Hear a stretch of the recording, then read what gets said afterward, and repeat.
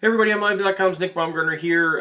Just wrapped up our Monday media availability with Brady Hoke, Doug Nussmeier, Greg Madison, and a few players after Michigan's embarrassing 31-0 loss there on Saturday in South Bend. I guess first things first, the mood from Hoke, the message, I guess, from Hoke after this was one of what you would probably expect it to be. He continued to stand behind his players and say that he believes this team is still very close.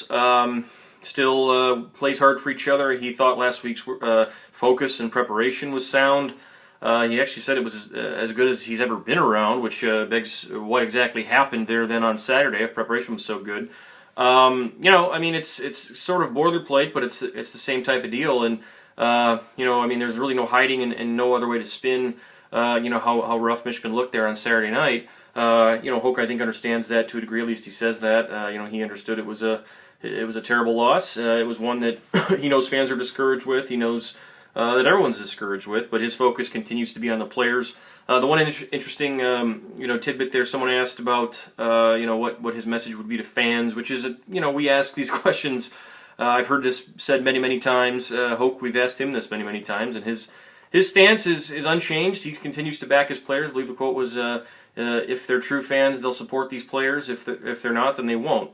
I don't know how much I agree with that completely, because I think that most Michigan fans probably do support the players. I think, though, after Saturday, they're probably questioning more about what happened with the preparation, the game plan, everything else. And Hoke took credit for that, or took blame for that, I should say. So did Greg Madison. So did Doug Nussmeier. They all three of them at one point at one point during the availability today spoke about how they need to do a better job as coaches to get these guys get everything fixed and really just get the development there day to day, week to week. And that's kind of been the Achilles heel for Michigan over the last 10 games. The stretch Michigan's 3-7 and only wins there. Obviously Indiana, Northwestern, and App State. So. Obviously not good there. Offensively, the struggles continue there for Baumgardner after a positive week last week. Looked like he took many, many steps back in the turnover department and the kind of just the sloppy play department. The 3 interceptions and the fumble. We asked Doug Nussmeier today what his evaluation of all that was and sort of where he goes from here. Brady Hoke mentioned he was Baumgardner still Michigan's quarterback. Doug Nussmeier was asked if he thought about going to Shane Morris at all, and he gave a non-answer on that one and said that Devin's still the guy. They believe in Devin, and Nussmeier, pointed inward and said that he spent a lot of the day yesterday self-reflecting and figuring out what he can do to help Devin get better and help this offense stay out of just terrible situations that they were in, which was, you have 2 positive drives and then you fall apart on the missed field goals, and then from there you're giving up losses, and eight tackles for loss. The offensive line struggled again. Similar mistakes and similar stuff, and there's not much. I don't know what else Nussmeier's supposed to say there other than the fact that they have to get better. Hoke, same thing. We know the areas of concern defensively. We spoke with Greg Madison about press coverage faults and letdowns and collapses there, and he basically said it goes back to fundamentals. Too easy at the line of scrimmage for Notre Dame's receivers. They were getting free releases pretty clean, and they were making one move and then just having separation constantly. No pass rush to speak of, but that was partially because the ball was coming out so fast because receivers were open. So same issues, I guess. We talked about this Saturday night. Brennan and I did. Same issues as last season. Looked a lot like when they struggled last year. So. Michigan will go back to the drawing board or stay at the drawing board, whatever it might be, to try and fix this. I guess the main thing, we talked to the players, and they still, believe in one another. They're still supporting each other.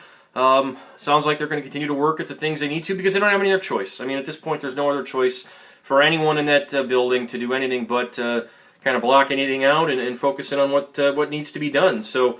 Miami of Ohio coming in on Saturday, a chance to fix some things. Not necessarily going to be a chance to get back on a horse. Michigan's expected to blow this opponent out, but they've got a lot of soul searching to do, and they've got to continue to go to work. Last note here for me to wrap up our Monday stuff here: injuries. There was many of them on Saturday to speak of. Brady Hoke still not getting into any specifics on anyone. Did offer a few light updates.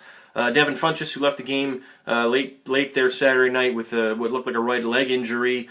Foot or a knee. I'm not quite sure. Brady Hoke wouldn't say which one it was. He did say Funchess was fine. That was the only word he would say. Said Funchess was in the building yesterday They're on Sunday for Michigan's practice, so there's that. With Raymond Taylor and Jabril Peppers, he said those are more of day-to-day situations. If they can't practice and do things early in the week, then it sounds like they're not going to go on Saturday.